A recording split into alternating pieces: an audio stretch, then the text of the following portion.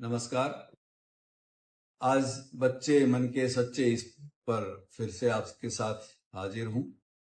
और आज एक न्यूज़ में मैं पढ़ रहा था और खासकर दैनिक भास्कर में एक रिपोर्ट छपी है कि बच्चों को दंड देना शारीरिक या मानसिक या डांट डपट करने से बच्चों के सीखने की जो प्रक्रिया है उसमें बाधा पड़ती है और बच्चे बहुत कम सीखते हैं। इसके बजाय उनको प्यार से समझाने से, बातचीत करने से, समझाने से ज्यादा उनको समझ में आती है और ज्यादा वो सीखने के लिए तत्पर रहते हैं। ये बात मैं भी कुछ शेयर करना चाहूंगा जो बहुत जरूरी चीज है। एक बार मैंने सभी प्रिंसिपल्स की मीटिंग ली, उसमें गवर्नमेंट और प्राइवेट स्कूल्स के प्रिंसिपल्स थे और एक बात वहां पर हमने डिस्कस करने की कोशिश की कि कैसे हम बच्चों को प्यार से समझ करके और कैसे हम रिजल्ट्स को बहुत अच्छे ले जा सकते हैं विभिन्न विषयों में, चाहे वो आर्ट्स का विषय हो, चाहे कॉमर्स का हो या साइंस का। और उसके बाद दो प्रिंसिपल्स ने और हमने उसको एक्सपेरिमेंट किया। उस समय 2015 में, अगस्त 15 में मैंने खोल बीओ रेवाड़ी में ज्वाइन किया था और आपको बताऊं कि उस समय सेमेस्टर सीजन था, +2 का 5.66% रिजल्ट आया। तो हमारे प्रिंसिपल राजेंद्र चौहान जी ने कहा कि सर कुछ करें, तो डॉक्टर खुशीराम और हमने वहां पर एक्सपेरिमेंट किया और गजब का एक्सपेरिमेंट रहा कि बच्चे को ये माना गया कि किसी बच्चे को डांटना नहीं है। दूसरी बात, बच्चा एब्सेंट भी रहता है तो सिर्फ फोन करके ये पता करना है कि कोई प्रॉब्लम तो नहीं है, बच्चा बीमार तो नहीं है, या परिवार में कोई फंक्शन है क्या, क्यों नहीं आया। या तो फोन से टीचर बात करेगा या फोन नहीं लगता है तो आसपास के बच्चे थे घर जाकर के बातचीत करें और शिकायत नहीं करेंगे, सिर्फ हालचाल पूछेंगे। इससे फायदा क्या हुआ, सब बच्चे आने लगे और सुबह 8 बजे आते, 9 बजे स्कूल लगता था, 9 से 9:30 से 3:30 का समय जो रहता है, और बच्चे 8 बजे स्कूल आते और छुट्टी होने के बाद 3:30 बजे छुट्टी होती तो फिर बी ऑफिस के सामने बैठ जाते।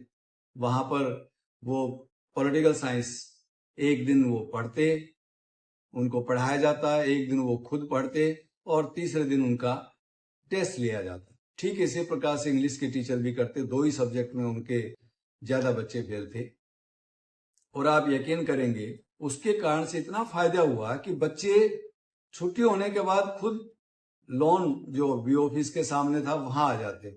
हम और डॉक्टर खुशीराम जी वहां होते और उनके साथ इंटरेक्शन करते, उनको पढ़ाते भी और उनके टेस्ट भी लेते। और इतना कॉन्फिडेंस उन बच्चों में आया और टीचर्स ने उसी को बड़ा फॉलो किया, प्रिंसिपल ने बड़ा फॉलो किया। और आप जब नेक्स्ट सेमेस्टर आया, पहले सेमेस्टर के उन्होंने बच्चों ने कंपार्टमेंट तोड़े और नेक्स्ट सेमेस्टर में, सेकंड सेमेस्टर में +2 में बच्चों ने बड़ा अच्छा किया और उनका 5.66 से और परसेंटेज पहुंच गया 80%। एक भी बच्चे को डांटा नहीं, ये एक नियम बनाया। समझाना है, लिखवा लिखवा करके देखना है, जो याद किया उसको लिख करके देखना है, समझना है, लिख करके देखना, अपनी भाषा में लिख करके देखना है। और इसने बड़े अच्छे रिजल्ट्स दिए। ये इसलिए मैं शेयर करना चाहता हूं। ये बहुत अच्छी बात है कि बच्चों को जितना समझ से, प्यार से आप समझाएंगे उतना ही अच्छा हो। ऐसे एक यदुवंशी स्कूल के प्रिंसिपल ने, क्योंकि वो भी उस मीटिंग में थे, उसने एक एक्सपेरिमेंट को किया।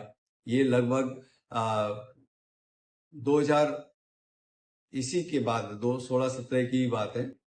उस समय हो सकता है मिस्टर बाबूलाल जी प्रिंसिपल रहे हों, कि उन्होंने भी जो बच्चे सितंबर एग्जाम में, उनके इंटरनल जो एग्जाम था उसमें फेल थे, उन बच्चों को, वो सीबीएसई का स्कूल था, उन बच्चों को उन्होंने अलग से